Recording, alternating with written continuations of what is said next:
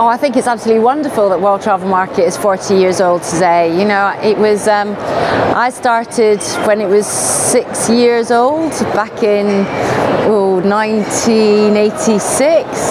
So I've seen the whole journey and been involved in it personally for 26 years.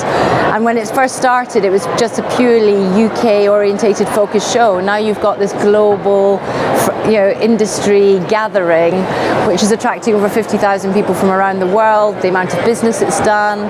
But also one of the really important things is things like today and World Responsible Tourism Day, which is really looking to push the sustainability, responsible tourism agenda forward. And World Travel Market's been a huge influencer in that, and it's great with people like Greta Thunberg driving the agenda forward and making it more part of the day-to-day dialogue.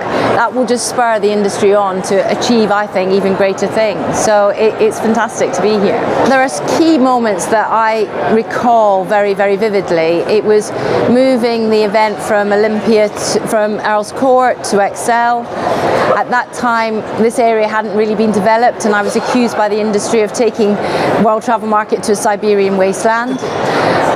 It was the impact of 9/11, and that was just before the World Travel Market, and we really had to pull together as an industry and as a team to say World Travel Market is really even more important now, that you come to World Travel Market rather than be subjected to the fears that were associated.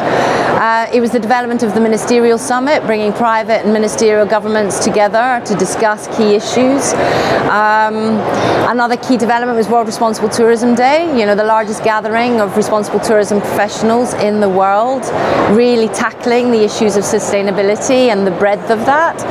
And then I suppose the catalyst that came to creating Just a Drop, where I really just wanted to create a framework where the industry could give back to the communities that they were, taking visitors to, and have that sense of giving back as an industry and adding value to society from both a social and an environmental perspective. Our focus is water, sanitation, hygiene, education, but we've also expanded beyond that. We're tackling issues like climate change, climate action. So you take a destination like Kenya, where the water table is a semi-arid environment, the water table's low, so we build sand dams that capture the water, enables us to grow crops and help the community continue to end up being healthy, feeding itself, and then with excess crops they can trade.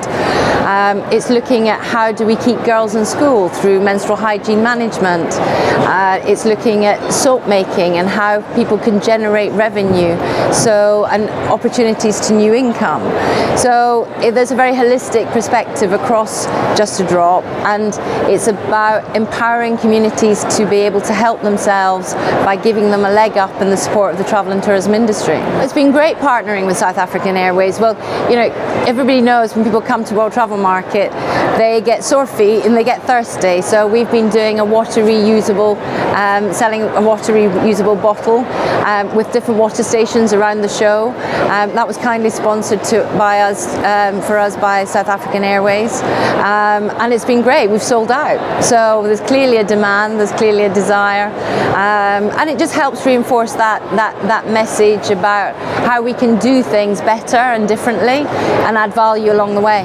The great thing is that with the support of the travel and tourism industry internationally and here at World Travel Market, to date we've been able to impact the lives of over 1.5 million people across 32 countries by providing clean water, sanitation, hygiene, education, and helping them lift themselves out of poverty. So it's a worthwhile initiative, and we do it in partnership with the industry.